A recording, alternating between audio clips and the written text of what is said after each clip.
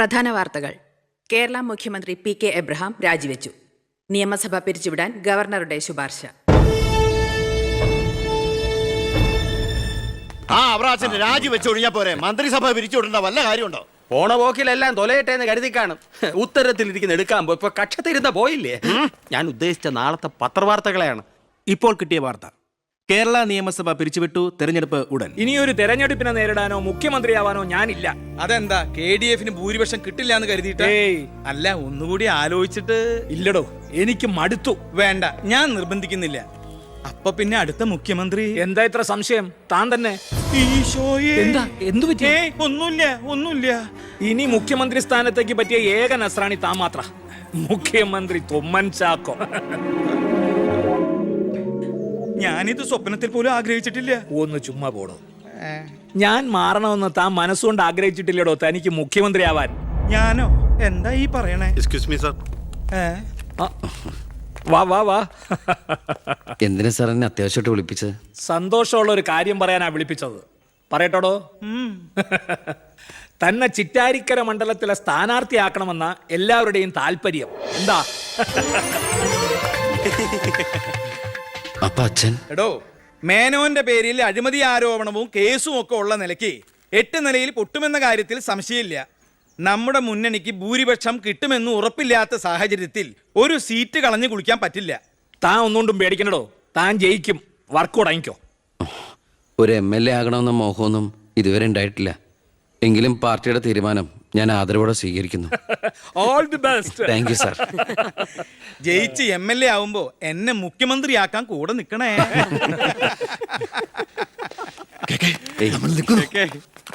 ഞാൻ ജീവിച്ചിരിക്കുമ്പോ ചിറ്റാരിക്കര മണ്ഡലത്തിൽ പുതിയൊരു സ്ഥാനാർത്ഥിയെ കുറിച്ച് ചിന്തിക്കേണ്ട കാര്യമില്ല. അത് നടക്കില്ല.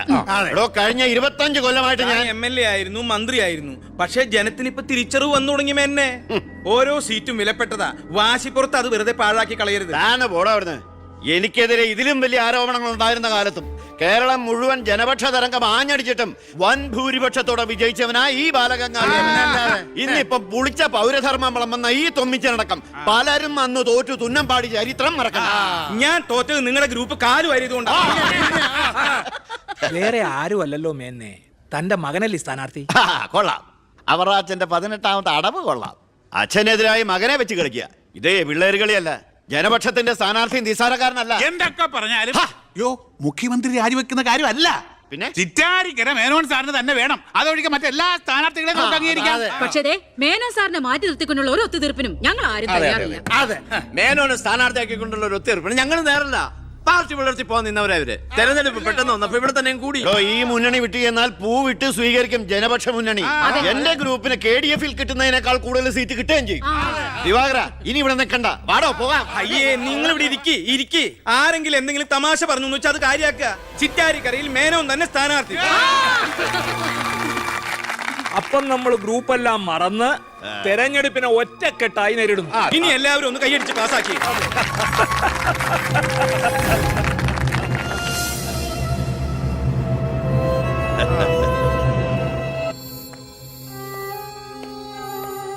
വിഷമിക്കണ്ടോ, താൻ ചെറുപ്പമല്ലേ, ഇനി അവസരമുണ്ട് ഒരുപാട്. എനിക്കൊരു വിഷമമില്ല സാർ. ഒരു MLA ആകാൻ വേണ്ടി വ്രതം നോറ്റെടുക്കുന്ന ഒരാളല്ല ഞാൻ.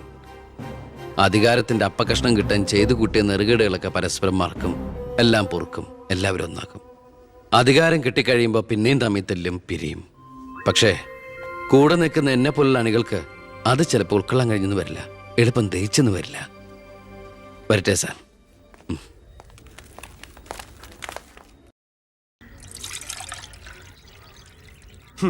പാർട്ടി പോകാൻ പറ. അവരവരുടെ സീറ്റ് നിലനിർത്താൻ വേണ്ടി എല്ലാം മറന്ന് അവരൊന്നായി. തന്തയ്ക്ക് പറക്കാത്ത വർക്കം. ഈ നാറിയ രാഷ്ട്രീയ വ്യവസ്ഥയാണ് എതിർക്കേണ്ടതും പൊളിക്കേണ്ടതും. ഞങ്ങളുടെ ഒരു അഭിപ്രായം പറയട്ടെ, നീ സ്വതന്ത്രനായിട്ട് മത്സരിക്കണം. ശക്തമായ 2 മുന്നണികൾക്കെതിരെ മത്സരിക്കാനോ?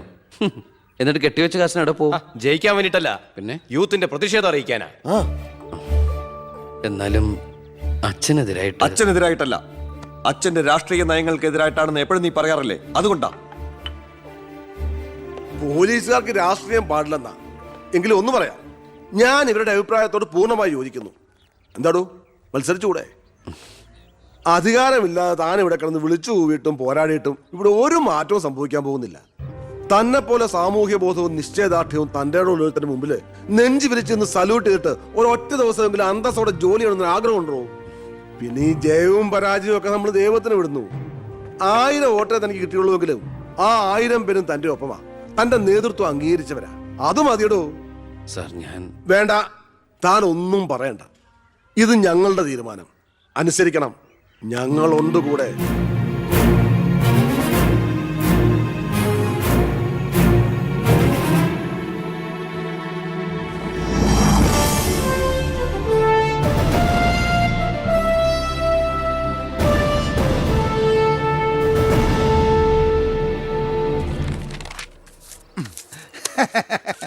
ഒരുപാട് തെരഞ്ഞെടുപ്പുകൾക്ക് ഞാൻ പോസ്റ്റർ ഒട്ടിച്ചിട്ടുണ്ട്. ഭയങ്കര രാശിയുള്ളവനാ ഞാൻ. ഞാൻ പോസ്റ്റർ ഒട്ടിച്ച ഒരു സ്ഥാനാർത്ഥിയും ഒരു ഇലക്ഷൻ ഇന്ന വരെ ജയിച്ചിട്ടില്ല. അതെന്റെ ക്വാളിഫിക്കേഷൻ. എന്റെ അമ്മയുടെ സത്യം. 77 തെരഞ്ഞെടുപ്പിൽ ഞാൻ പോസ്റ്റർ ഒട്ടിച്ച സ്ഥാനാർത്ഥി തോമസ് ചാണ്ടി ഇടിവെട്ടേറ്റ് മരിച്ചു. 84 സ്ഥാനാർത്ഥി പാണ്ടിലോറി കയറി മയ്യത്തായി. പിന്നെ മരിക്കാത്ത സ്ഥാനാർത്ഥികൾക്ക് കെട്ടിവെച്ച കാശ് പോലും കിട്ടില്ല. പിന്നെ മൈക്ക് അനൗൺസ്മെന്റിൽ ഞാൻ ബഹുമെടുക്കാനാ. മൈക്ക് അലവൻസ് അല്ല, മൈക്ക് അനൗൺസ്മെന്റ്. അതന്നെ ഞാനും പറഞ്ഞത്. എനിക്കറിഞ്ഞൂടെ? ഇവനെ നീ എന്റെ മാനം കളയരുത് ഈശ്വര. ഇവന്റെ കെട്ടിവെച്ച കാശെങ്കിലും കൊടുത്തേക്കണേ. ഇല്ല, ഇവന്റെ കാര്യം എനിക്കറിയാൻ പാടില്ല. ഈ തെരഞ്ഞെടുപ്പിൽ ഞാൻ സ്വതന്ത്രനായി മത്സരിക്കുന്നത് ഇവിടുത്തെ രാഷ്ട്രീയ കച്ചവടക്കാരോട് ജനങ്ങൾക്കുള്ള പ്രതിഷേധം അറിയിക്കാനാണ്. എന്റെ പ്രിയപ്പെട്ട നാട്ടുകാരെ, ഈ രാജ്യത്തിൽ ജനപക്ഷ മുന്നണി സ്ഥാനാർത്ഥി സഖാവ് ജനാർദ്ദനൻ പിള്ളയ്ക്ക് അരിവാളടയാളത്തിൽ വോട്ട് രേഖപ്പെടുത്തുവാൻ പ്രിയപ്പെട്ട വോട്ടർമാരെ, JDF-ന്റെ ശക്തനായ സ്ഥാനാർത്ഥി ശ്രീ ബാലഗംഗാധര മേനോന് ശാന്തിയുടെയും സമാധാനത്തിന്റെയും ചിഹ്നമായ അമ്പും വില്ലും അടയാളത്തിൽ നിങ്ങളുടെ വിലയേറിയ വോട്ടുകൾ രേഖപ്പെടുത്തി വമ്പിച്ച ഭൂരിപക്ഷത്തോടെ വിജയിപ്പിക്കുവാൻ അപേക്ഷിക്കുകയാണ്, അഭ്യർത്ഥിക്കുകയാണ്. ജനാധിപത്യ വിശ്വാസികളെ, നാട്ടുകാരെ, അഴിമതിക്കാരെയും കൊള്ളക്കാരെയും ഈ നാട്ടിൽ നിന്ന് എത്രയും പെട്ടെന്ന് കെട്ടിക്കെട്ടിക്കുന്നതിന് യുവത്വത്തിന്റെ പ്രതീകമായ കൃഷ്ണകുമാറിന് നമ്മുടെ ദേശീയ മൃഗമായ ഒന്നും മിണ്ടാണ്ടിരിക്കും. അതെന്നെ ഞാൻ പറയാൻ പോണത്. നമ്മുടെ ദേശീയ മൃഗമായ കടുവയുടെ സ്വന്തം ചേട്ടനായ സിംഹം അടയാളത്തിൽ വോട്ടുകൾ രേഖപ്പെടുത്തി വിജയിപ്പിക്കണമെന്ന് അഭ്യർത്ഥിക്കുകയാണ്, അപേക്ഷിക്കുകയാണ്. ഇലക്ഷൻ ഫണ്ടിലേക്ക് സംഭാവനയായി കിട്ടിയ പണം മുഴുവൻ എടുത്ത് ചിലവാക്കേണ്ട കാര്യമൊന്നുമില്ല. അല്ലാതെ തന്നെ അച്ഛൻ ജയിക്കും, ഉറപ്പാ. അത് ശരിയാ. ഇനി അഥവാ തോറ്റാ തന്നെ ആ പണം എന്തെങ്കിലും സൈഡ് ബിസിനസിന് ഉപകരിക്കും. പിസ കച്ചവടോ കുഴൽപ്പണമോ. തോൽവി എന്ന വാക്ക് എന്റെ ചരിത്രത്തിലില്ല. സ്കൂളിൽ പോകാത്തോണ്ട് അവിടെയും തോറ്റിട്ടില്ല. ഞാൻ ഉദ്ദേശിച്ച എന്നെ തന്നെയാ. വന്നല്ലോ എതിർകക്ഷി. അയ്യോ, ദേ അങ്ങോട്ട് കൊടുക്കടി. വോട്ട് ചോദിച്ച് തെണ്ടി തെറിഞ്ഞ് ക്ഷീണിച്ച് വന്നിരിക്കുക. കുടുംബത്തിന് മാനക്കേടുണ്ടാക്കാനും പത്രക്കാർക്ക് കഥകൾ ഉണ്ടാക്കാനും കോമാളി വേഷം കിട്ടി ഇറങ്ങിയിരിക്കുക. സംശയമുണ്ടോ? കഷ്ടാൽ കഷ്ടം. അച്ഛനെ കിട്ടേണ്ട കുറച്ച് വോട്ടുകൾ പിടിക്കുമായിരിക്കും, എന്നിട്ട് ജയിക്കുവോ? അതുമില്ല. അതുകൊണ്ട് ആർക്കാ നേട്ടം? ജനപക്ഷ മുന്നണിക്ക്. യവൻ കാരണം ആർക്കും ഒരു ഗുണം കിട്ടില്ല. ഇവനൊക്കെ ആര് വോട്ട് കൊടുക്കാനാ? ഈ കുടുംബത്തിന് പോലും ഒരു വോട്ട് കിട്ടുകൂടാന്നൊക്കെ. ഇവിടുന്ന് ഒരു വോട്ട് എനിക്ക് ഉറപ്പുണ്ട്. എന്റെ അമ്മയുടെ അല്ലേ അമ്മേ? അമ്മയുടെ വോട്ട് ചോദിക്കാൻ വന്നേക്കണം. വോട്ട് ചോദിക്കാൻ വന്ന മകനെ ആട്ടിപ്പായിക്കണ്ടായിരുന്നു. സുഹൃത്തുക്കളെ, നിങ്ങൾക്ക് എല്ലാവർക്കും അറിയാം, കഴിഞ്ഞ 25 വർഷമായിട്ട് എന്റെ നാട്ടുകാർ എനിക്ക് തീരെഴുതി തന്നിട്ടുള്ള മണ്ഡലമാണ് ചിറ്റാരിക്കര. അതൊരു പോരായ്മ തന്നെയാണ്. അതെ അതെ, എന്ന് എതിർ പാർട്ടിക്കാർ പറയുമെന്ന് ഞാൻ ഉദ്ദേശിച്ചത്. ചിറ്റാരിക്കരയിൽ നിന്നും കേരളക്കര മൊത്തം KSRTC ബസ് സർവീസ് ഇല്ലേ? ഗതാഗത മന്ത്രിയായിരുന്നപ്പോ ഞാൻ ചെയ്തതാ ഈ നാടിന് വേണ്ടി ഇതൊക്കെ.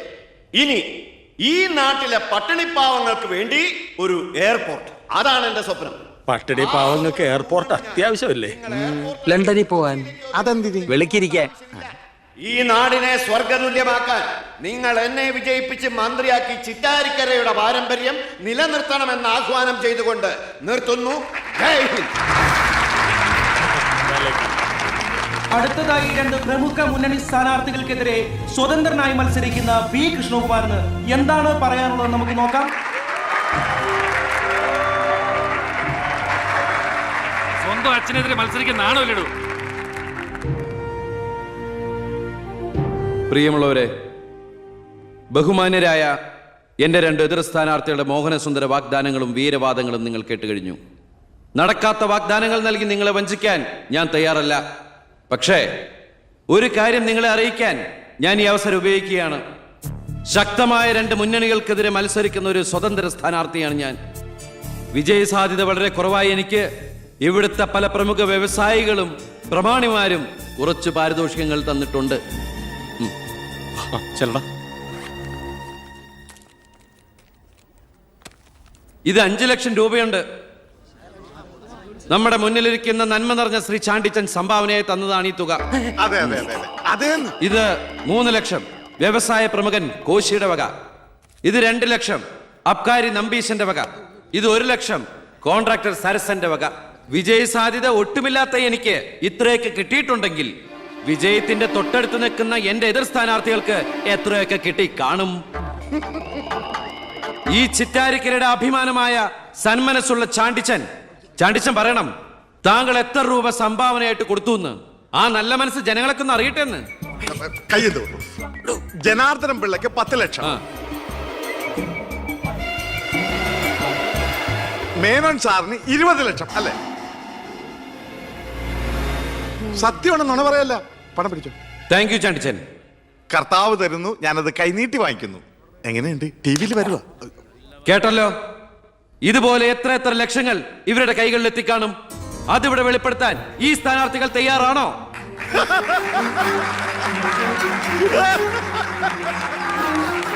ബഹുമാന്യരെ, ഈ പണം കൊണ്ട് എന്റെ പോസ്റ്ററുകൾ അച്ചടിച്ച് ഈ മണ്ഡലം മുഴുവൻ ഒട്ടിക്കാം, ബാനറുകൾ കെട്ടാം, വോട്ടുകൾ വിലയ്ക്ക് വാങ്ങാം. പക്ഷേ ഞാനത് ചെയ്യില്ല. 25 കൊല്ലമായിട്ട് നിങ്ങൾ ജയിപ്പിച്ചു വിടുന്ന ശ്രീ ബാലഗംഗാധര മേനോന്റെ മണ്ഡലത്തിലെ ജനറൽ ഹോസ്പിറ്റലിൽ ഒരു ആംബുലൻസ് ഉണ്ടോ? അത്യാവശ്യ സൗകര്യങ്ങളുണ്ടോ? പ്രിയമുള്ളവരെ, ചാണ്ടിച്ചൻ നന്ദി 5 ലക്ഷം രൂപ ഇവിടുത്തെ ജനറൽ ഹോസ്പിറ്റലിന് ആംബുലൻസിനും മറ്റുള്ള സൗകര്യങ്ങൾക്കും വേണ്ടി ചാണ്ടിച്ചന്റെ പേരിൽ ഞാനിത് ഇന്ത്യ വിഷൻ ഏൽപ്പിച്ചുകൊള്ളുന്നു. ഞാൻ സമ്മതിക്കൂല. സുഹൃത്തുക്കളെ, ബാക്കിയുള്ള ഈ തുക പാവപ്പെട്ട കുട്ടികളുടെ പഠിപ്പിനും ഭക്ഷണത്തിനും അതുപോലെ ആരോരുമില്ലാത്ത വൃദ്ധജനങ്ങളുടെ സൗജന്യ ചികിത്സയ്ക്കുമായി ഈ തുക തന്ന ആളുകളുടെ പേരിൽ തന്നെ ഞാനിത് ഇന്ത്യ വിഷ്ണു കൈമാറുന്നു. ജയ് ഹിന്ദ്.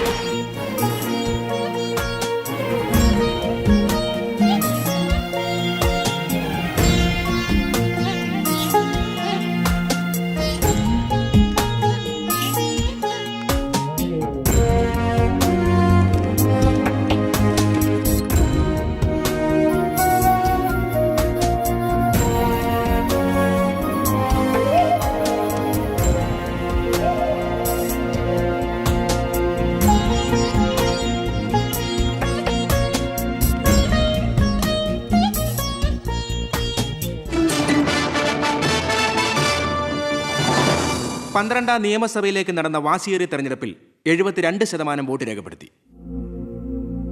വിവിധ കൗണ്ടിംഗ് സെന്ററുകളിലായി രാവിലെ 8 മണിക്ക് തന്നെ വോട്ടെണ്ണൽ ആരംഭിച്ചു.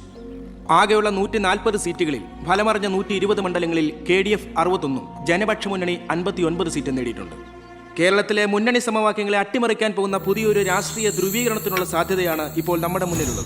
ഒരുപക്ഷേ കേരളത്തിലെ അടുത്ത മന്ത്രിസഭ ഒരു തൂക്ക് മന്ത്രിസഭയായിരിക്കും. ഹലോ, എണ്ണിത്തീരാറായോ? ജനപക്ഷ മുന്നണി സ്ഥാനാർത്ഥി 4612 വോട്ടിന് അച്ഛൻ ലീഡ് ചെയ്യുന്നുണ്ട്. അടുത്ത CM അച്ഛൻ തന്നെ. ഇപ്പോൾ കിട്ടിയ വാർത്ത, പുതുശ്ശേരി മണ്ഡലത്തിൽ KDF സ്ഥാനാർത്ഥി തൊമ്മൻ ചാക്കോ 4000 വോട്ടുകൾക്ക് വിജയിച്ചു. ഇത്തവണയും ഭരണം ലഭിച്ചാൽ KDF-ൽ മുഖ്യമന്ത്രിയാകാൻ സാധ്യതയുള്ള ആളാണ് തൊമ്മൻ ചാക്കോ. വയനാട് ജില്ലയിലെ സംവരണ സീറ്റിൽ KDF സ്ഥാനാർത്ഥിയും ആദിവാസി നേതാവുമായ ശ്രീ പൊറ്റക്കുഴി ചെല്ലപ്പൻ തെരഞ്ഞെടുക്കപ്പെട്ടു. ഇപ്പോൾ കിട്ടിയ വാർത്ത, ചിറ്റാരിക്കര മണ്ഡലത്തിലെ വോട്ടെണ്ണൽ പൂർത്തിയായി. സംസ്ഥാനം ഏറെ ഉറ്റുനോക്കിയ മണ്ഡലമായിരുന്നു ചിറ്റാരിക്കര. മുൻ മന്ത്രിയും KDF സ്ഥാനാർത്ഥിയുമായ ശ്രീ ബാലഗംഗാധര മേനോൻ മുന്നിട്ട് നിന്നിരുന്നുവെങ്കിലും ഇപ്പോൾ 3ാം സ്ഥാനത്തേക്ക് പിന്തള്ളപ്പെട്ടു. ഇരു മുന്നണികളെയും പരാജയപ്പെടുത്തി സ്വതന്ത്ര സ്ഥാനാർത്ഥി P. കൃഷ്ണകുമാർ വിജയിച്ചിരിക്കുന്നു. KDF-ന്റെ സജീവ പ്രവർത്തകനും യൂത്ത് വിങ്ങിന്റെ ജില്ലാ സെക്രട്ടറിയുമായിരുന്ന കൃഷ്ണകുമാർ തെരഞ്ഞെടുപ്പ് പ്രഖ്യാപന വേളയിലാണ് രാഷ്ട്രീയ അഭിപ്രായ ഭിന്നതയെ ചൊല്ലി സ്വതന്ത്രനായി മത്സരിക്കാൻ തീരുമാനിച്ചത്.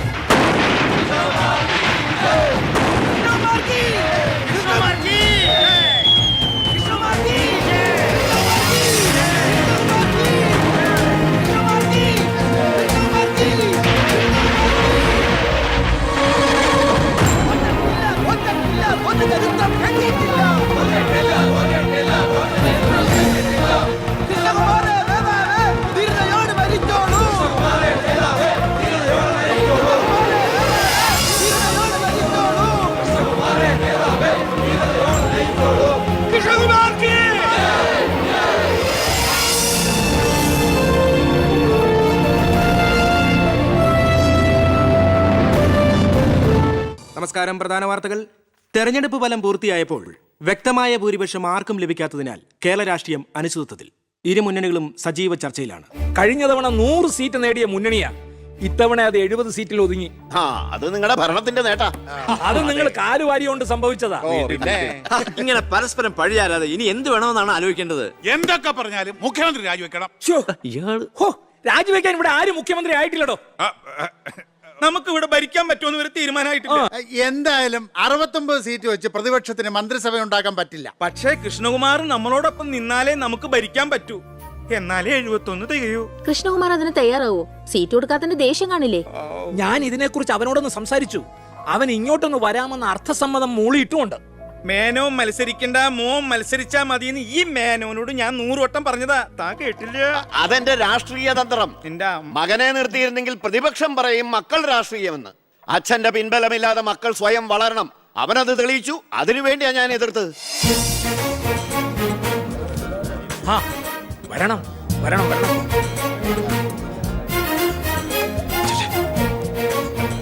മിടുക്കൻ മിടുക്കൻ.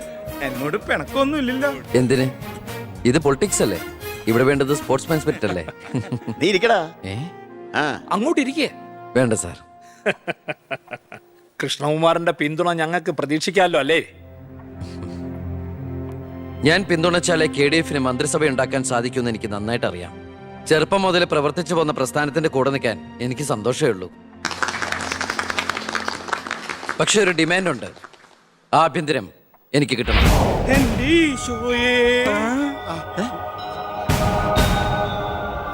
ഞാൻ ആ കാര്യം പറയാനിരിക്കായിരുന്നു. Home minister ആകാനോ? അത് നടപ്പില്ല. മന്ത്രി ആകണമെങ്കിലേ വകുപ്പിനെ കുറിച്ച് അറിയണം, പ്രവൃത്തി വരികയോ വേണം. ആരതൊക്കെ പഠിച്ചിട്ട് ഇവിടെ മന്ത്രിയാണത്? ദിവാരേട്ടൻ ഗതാഗത മന്ത്രിയായിട്ട് ഇരുന്നിട്ടില്ലേ? പണ്ടങ്ങോ ബസ്സിൽ കയറിയതാണോ പ്രവൃത്തി പരിചയം? വണ്ടി ഓടിക്കാൻ അറിയോ ദിവാരേട്ടന്? വേണ്ട. ആക്സിലേറ്റർ ക്ലച്ചും ബ്രേക്കും തിരിച്ചറിയോ? ഇല്ല. ഇതായിരിക്കണേ കിഴിപ്പുള്ളി സാറ്. പണ്ട് വിദ്യുച്ഛക്തി വകുപ്പ് കൈകാര്യം ചെയ്തിരുന്ന ആളല്ലേ? ഒന്ന് ചോദിച്ചോട്ടെ, ഈ വിദ്യുച്ഛക്തി എങ്ങനെ ഉണ്ടാക്കുന്നേ? പറയട്ടോ. അത് വെള്ളത്തിന്ന്. ആണോ? പിന്നെന്താ വെള്ളത്തിൽ തൊട്ട ഷോക്ക് അടിക്കാത്ത? പറയാൻ അതൊക്കെ എന്തിനാ നമ്മൾ അറിയുന്നേ? സ്വിച്ച് ഇട്ടാ കറണ്ട് വരുന്നുണ്ടോ? അത് മാത്രം അറിഞ്ഞാ മതി. അതറിയില്ല. യവൻ പറയുന്നതിലും കാര്യമുണ്ടെന്നേ. പിന്നെന്താ ഷോക്ക് അടിക്കാത്ത? നമ്മളെന്തിനാ വല്ലവന്റെയും കാര്യം ആലോചിച്ച് തല ഉണ്ടാക്കുന്നേ? ഏതൊരു ജോലിക്കുണ്ട് യോഗ്യത ടെസ്റ്റ്. സത്യത്തിൽ മന്ത്രിയാകാനും വേണം ഒരു പരീക്ഷ. ഈ IAS IPS ഒക്കെ പോലെ IIPS, Indian institute of political science, അത് പഠിക്കണം. അല്ലെങ്കിൽ വേണ്ട. മിനിമം യോഗ്യത 10ാം ക്ലാസ് പാസ്സാവണമെന്ന് പറഞ്ഞാ ഇവിടെ ഇരിക്കുന്ന പലരും ഓടിപ്പോണ്ടി വരും. ഈ തെരഞ്ഞെടുപ്പ് എന്ന് പറയണത് തന്നെ ഒരു പരീക്ഷയാണ്. ആ പരീക്ഷ പാസ്സായവർക്ക് മാത്രമേ മന്ത്രിയാവാൻ പറ്റൂ. അതൊരു പരീക്ഷയല്ല സാറേ, പരീക്ഷണമാണ്. ഇവനെങ്കിലും ശരിയാവോ എന്നുള്ള ജനങ്ങളുടെ പരീക്ഷണം.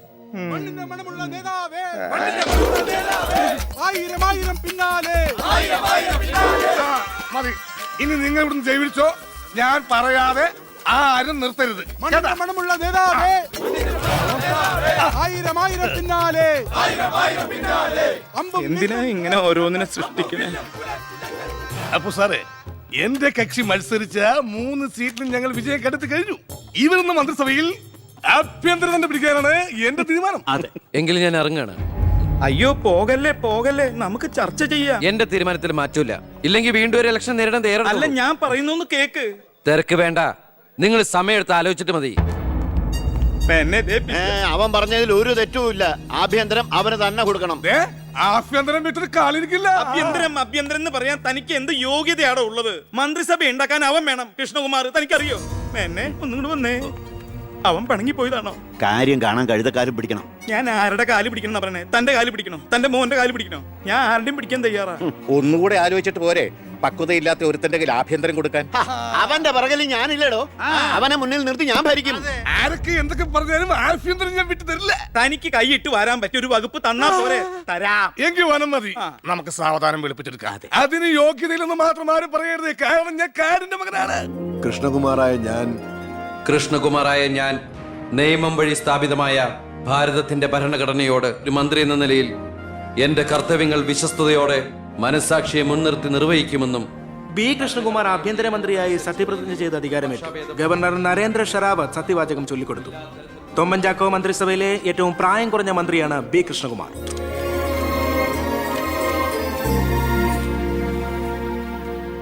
പുര കത്തുമ്പോൾ വാഴ വെട്ടുന്നു എന്ന രീതിയിലല്ലേ ഭൂരിപക്ഷം തികയ്ക്കാൻ ബുദ്ധിമുട്ടിയ KDF ൽ നിന്നും നിങ്ങൾ ആഭ്യന്തരമന്ത്രി സ്ഥാനം വില പറഞ്ഞു വാങ്ങിച്ചത്? എനിക്ക് കിട്ടിയ അവസരവും ഉപയോഗിച്ചു എന്നുള്ളത് ശരിയാണ്. അത് പക്ഷേ എന്റെയും കുടുംബത്തിന്റെയും സാമ്പത്തിക ഭദ്രത അരക്കെട്ട് ഉറപ്പിക്കാനോ അധികാര ദുർവിനിയോഗത്തിനോ അല്ല, മറിച്ച് എനിക്ക് കിട്ടിയ ഈ അധികാരം ജനനന്മയ്ക്കായി വിവേകത്തോടെ ഉപയോഗിക്കാനാണ്. അച്ഛനെതിരെ മത്സരിച്ചപ്പോഴുണ്ടായ മാനസികാവസ്ഥ? ഞാൻ അച്ഛനെതിരായിട്ടല്ല, അച്ഛന്റെ രാഷ്ട്രീയ നയങ്ങൾക്കെതിരെയാണ് മത്സരിച്ചത്. രാഷ്ട്രീയം വ്യക്തിനിഷ്ഠമല്ല. അച്ഛനെ തോൽപ്പിച്ചപ്പോൾ എന്തു തോന്നി? ഞാനല്ലോ തോൽപ്പിച്ചത്, ജനങ്ങളല്ലേ. രാഷ്ട്രീയക്കാർ കൊള്ളരുതായ്മ കാണിച്ചാൽ വോട്ടിങ്ങിലൂടെ പുറത്താക്കാൻ ജനങ്ങൾക്ക് അവകാശമുണ്ട്. അപ്പോൾ താങ്കളുടെ അച്ഛൻ ശ്രീ ബാലഗംഗാധര മേനോൻ ഒരു കൊള്ളരുതാത്തവരും അഴിമതിക്കാരും ഒക്കെ ആണെന്നാണോ ബഹുമാനപ്പെട്ട മന്ത്രി പറയുന്നത്? ഞാനൊരു വ്യക്തിയല്ല ഉദ്ദേശിച്ചത്. അച്ഛൻ കുറ്റവിമുക്തനാണെന്ന് തെളിയിക്കപ്പെട്ട താങ്കൾ ഈ മന്ത്രിസ്ഥാനം ഒഴിഞ്ഞ് അദ്ദേഹത്തിന് വീണ്ടും ഒരു അവസരം നൽകുമോ? അച്ഛൻ നിരപരാധിയാണെന്ന് തെളിഞ്ഞാൽ, പാർട്ടി ആവശ്യപ്പെട്ടാൽ എന്റെ മന്ത്രി പദവിയും MLA സ്ഥാനവും ഉപേക്ഷിക്കാൻ ഞാൻ തയ്യാറാണ്. കുറച്ച് സമയം, ഒരുപാട് കാര്യങ്ങൾ. അപ്പോ നമുക്ക് വീണ്ടും കാണാം.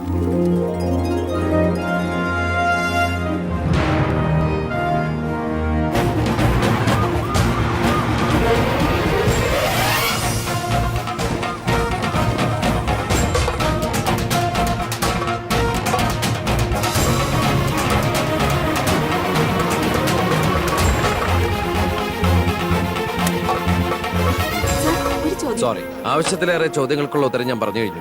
ഇനിയും ആവർത്തിച്ചാൽ വെറും വാചക കസർത്ത് നടത്തുന്ന ഒരു ഹോമിൻസ്ട്രായി പോകും ഞാൻ. പ്ലീസ് പ്രവർത്തിച്ച് കാണിക്കാനുള്ള സാവകാശം തരൂ. അപ്പൊ പിന്നെ കാണാം.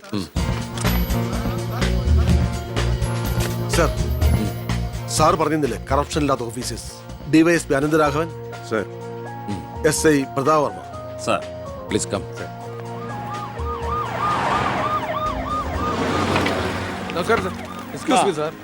ഈ മന്ത്രിസഭ കാലാവധി പൂർത്തിയാക്കൂ. ക്യാബിനറ്റ് മീറ്റിംഗ് കഴിഞ്ഞിട്ട് പറയാം. 5 കൊല്ലം ഞാൻ ഇവിടെ ഉണ്ട്. മീറ്റിംഗ് കഴിഞ്ഞിട്ട് പറയാം. മീറ്റിംഗ് കഴിഞ്ഞിട്ട് പറയാന്ന് പറഞ്ഞില്ലേ? എന്റെ പേഴ്സണൽ പ്രൊട്ടക്ഷൻ വിങ് എന്ന പേരിൽ സാറും സാറിന്റെ ഗ്രൂപ്പും എന്നോടൊപ്പം ഉണ്ടാവണം. അത് പക്ഷെ എന്നെ പ്രൊട്ടക്ട് ചെയ്യാൻ വേണ്ടിയിട്ടല്ല, ഈ നാടിനെ പ്രൊട്ടക്ട് ചെയ്യാൻ എനിക്ക് നിങ്ങൾ ആവശ്യമാണ്. എന്നെക്കാൾ ഉയർന്ന റാങ്കുള്ള എനിക്ക് കമ്മ്യൂണിക്കേറ്റ് ചെയ്യാൻ എളുപ്പം സാറുമായിട്ട്. പണ്ട് ലാത്തി ചാർജുകൾക്കിടയിൽ സാർ പലവട്ടം എന്നെ ലാത്തിയുമായിട്ട് പരിചയപ്പെട്ടിട്ടില്ലേ സാർ? അതല്ല സാർ, പിന്നെന്താ സാർ? ഒരു റിക്വസ്റ്റ് ഉണ്ട്. യെസ്. സാർ ഇനി എന്നെ സാറേന്ന് വിളിക്കരുത്. ഒരു മന്ത്രിയായെന്ന് കരുതി പെട്ടെന്ന് അപ്പനെ കയറി അവസരപ്പെട്ടാന്ന് വിളിക്കാൻ പറ്റുമോ? ഞാൻ സാറേന്ന് വിളിച്ച് ശീലിച്ചു പോയി. നാവ് അങ്ങനെ വഴങ്ങും സാറേ. Good morning. അയ്യർ സാർ, ഇവരുടെ പുതിയ പോസ്റ്റിംഗിന്റെ കാര്യം ഞാൻ DGയോട് ഇൻഫോം ചെയ്തിട്ടുണ്ട്. Please take necessary steps. Okay. Hello, ഞാൻ പൗത്രനാ. നിന്റെ സത്യപ്രതിജ്ഞ ഞാൻ TV കണ്ടു. ഒരു യുവാവ് ഹോം മിനിസ്റ്റർ ആയിട്ട് നീ ശരിക്കും ഷൈൻ ചെയ്ത് കേട്ടോ. ആരുടെങ്കിലും മുമ്പിൽ ഷൈൻ ചെയ്യണമെന്ന ഉദ്ദേശത്തോടെയല്ല ഞാൻ മന്ത്രിയായത്. പിന്നെ ഞാൻ നിന്റെ പെങ്ങടെ പേരിൽ ഒരു എസ്റ്റേറ്റ് വാങ്ങിയില്ലായിരുന്നോ? ഇവിടെ ഇപ്പൊ തേങ്ങയിടിയിൽ നടക്കുക. ഈ ഏരിയയിൽ കള്ളന്മാരുടെ ഭയങ്കര ശല്യമെന്നാണ് നാട്ടുകാർ പറയുന്നത്. നീ ഒരു 10-20 പോലീസുകാരെ ഇങ്ങോട്ട് ഏർപ്പാടാക്കണം. അവരെ നിക്കട്ടെന്ന് കാവലിന്. അളിയന്റെ തേങ്ങയ്ക്ക് പ്രൊട്ടക്ഷൻ തരാനുള്ളതല്ല കേരള പോലീസ്. അവർക്ക് വേറെ ജോലിയുണ്ട്. മിസ്റ്റർ പവിത്രന് വേറെ എന്തെങ്കിലും പറയാനുണ്ടോ?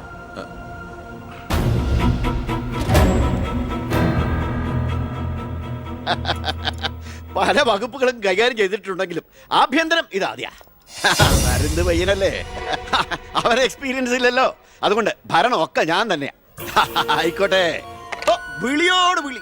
അത് പിന്നെ വിളിക്കാതിരിക്കൂ. സാറിന്റെ ലഗ്നം അപാരം. ഇനി അങ്ങോട്ട് ശുക്രദേശയാ. തട്ട് ചെണ്ടയ്ക്കും തുട്ടുപാരാർക്കും. അങ്ങനെ ഞാൻ ഉദ്ദേശിച്ചത് മന്ത്രിയായതിന്റെ ചെണ്ടോട്ടും ആഘോഷവും. ഇരിക്കേ അച്ഛാ, ഒരു മിനിറ്റ്. അനുഗ്രഹം മേടിക്കാനായിരിക്കും. ആയിക്കോട്ടെ ആയിക്കോട്ടെ. അച്ഛൻ അവിടെ ഇരിക്കേ. ഇത് മന്ത്രിയുടെ കസേരയല്ലേ? ഇവിടെ ഇരിക്കേണ്ട ഞാൻ ഇവിടെ ഇരുന്നില്ലെങ്കിൽ അവിടെ പട്ടി കയറി ഇരുന്ന് ഇറങ്ങി. ഞാൻ ഉദ്ദേശിച്ചത് ഒരു ബനാന ടോക്കാണ്. പഴഞ്ചൊല്ല് കയ്യിൽ നിന്ന് പോയി ഉണ്ടായിരുന്നു. അച്ഛൻ ഒരുപാട് കൊല്ലായിട്ട് ഈ നാടിനു വേണ്ടി കഷ്ടപ്പെടുന്നതല്ലേ? ഇനി കുറച്ചു കാലം റെസ്റ്റ് എടുക്ക്. നമുക്ക് ആരോഗ്യമൊക്കെ നോക്കണ്ടേ? അതെ അതെ, മകൻ ഇവിടെ ഹോം മിനിസ്റ്റർ ആകട്ടെ, അച്ഛൻ ഇനി കുറച്ചു നാള് ഹോമിലെ മിനിസ്റ്റർ ആകട്ടെ. അമ്മേ, ഞാൻ ഓഫീസിൽ എത്തിയുള്ളൂ. പിന്നെ അച്ഛൻ അങ്ങോട്ട് വരുന്നുണ്ട്. കുറച്ചു കാലം അവിടെ കാണും. സന്തോഷായില്ലേ? അച്ഛന് ഇഷ്ടപ്പെട്ട ആഹാരങ്ങളൊക്കെ ഉണ്ടാക്കി കൊടുക്കണം. പാലടയും പ്രഥമനൊക്കെ ആയിക്കോട്ടെ. വേണമെങ്കിൽ വീട്ടിലൊരു ATM കൗണ്ടർ ഞങ്ങൾ ഏർപ്പാടാക്കി തരാം. ATM? അതെ, എനി ടൈം മദ്യം ചുമ്മാ അടിച്ച് വീലായിട്ട് വാള് വെച്ചോട്ടെ സാർ. ഇനിയിപ്പോ ആര് ചോദിക്കാൻ? എന്തിനാ സാർ എന്ന് സമയം കളയുന്നത്? ഇപ്പൊ പോയ സന്ധിക്കുമ്പോ വീട്ടിലെത്താം. ഇവിടെ ഞങ്ങൾക്ക് 100 കൂട്ടം പണികളുണ്ടെന്നേ. അച്ഛനോട് നിന്നാലേ നമ്മുടെ പണി നടക്കത്തില്ല. എന്തൊക്കെ ആഗ്രഹങ്ങളായിരുന്നു. പോകുന്ന പോക്ക് കണ്ടില്ലേ? CPU കമ്പ്യൂട്ടറിനെ പോലെ. സാർ, കളക്ടർ ഗോപിനാഥൻ കാണാൻ വന്നിട്ടുണ്ട്. വെയിറ്റ് ചെയ്യാൻ പറയൂ. കുറെ നേരമായി വെയിറ്റ് ചെയ്യുന്നു സാർ. കുറച്ചേരം കൂടി വെയിറ്റ് ഇട്ടയ്യർ സാറേ. Okay sir. ഇയാൾ ആരാ? സ്വാമിനാഥൻ അയ്യർ, M.Com LLB, എന്റെ PA. അയ്യോ, അപ്പൊ ഞാനോ? താൻ വേറെ 8ാം ക്ലാസ്സും കുസ്തിയില്ല. അപ്പൊ എന്റെ പോസ്റ്റ്? എടോ, നിന്ന നിൽപ്പിൽ മറുകണ്ഠം ചാടിയ തന്നെ ഞാൻ എങ്ങനെ വിശ്വസിക്കാനാ? ഇനി തിരികെ അങ്ങോട്ട് അവിടെ വിശ്വസിക്കില്ല. അതെന്റെ കുറ്റമല്ല. അപ്പൊ ഞാൻ എന്ത്? താനെന്തെങ്കിലും ചെയ്യും. അയ്യോ,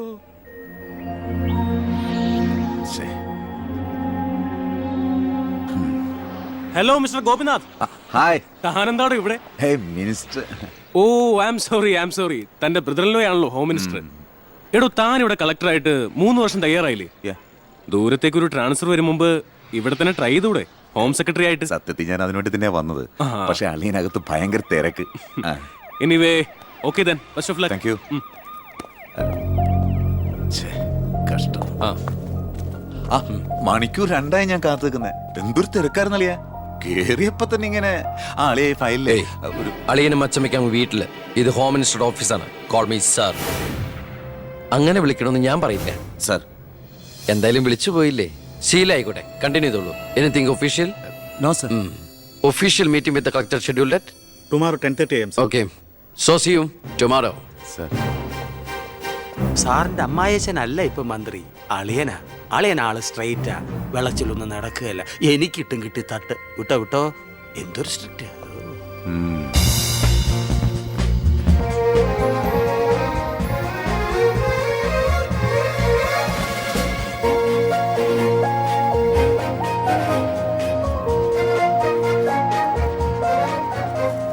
welcome to police conference. Please come sir.